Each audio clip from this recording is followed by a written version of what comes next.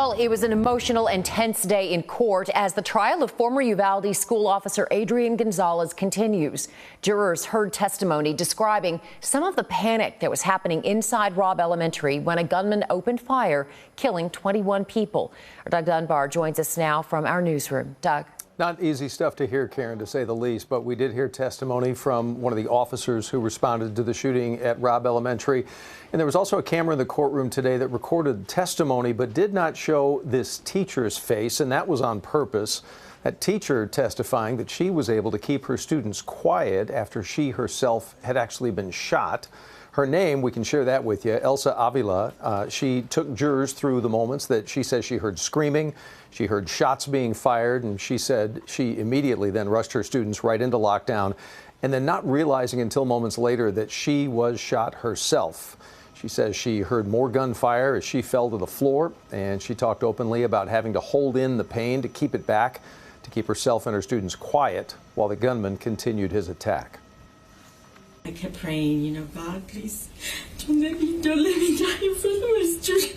And I wanted to see them to be the best day myself.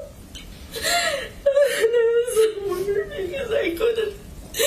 They kept telling me this, are you okay? And I couldn't answer them. I couldn't do anything. I couldn't comfort them.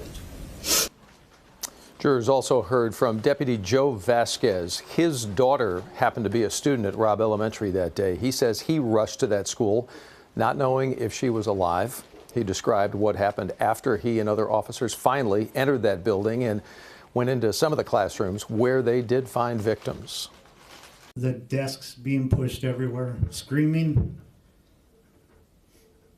I got out of there at that point. Once they flooded the classroom, I left to look for my daughter. I didn't want to look in there, see her in there. We can tell you that his daughter was found alive. Following the testimony, one woman in the courtroom had to be escorted out for disrupting the court. Our Amelia Magavro, talking to sources down south in Corpus, can confirm that woman escorted out was the sister of Irma Garcia.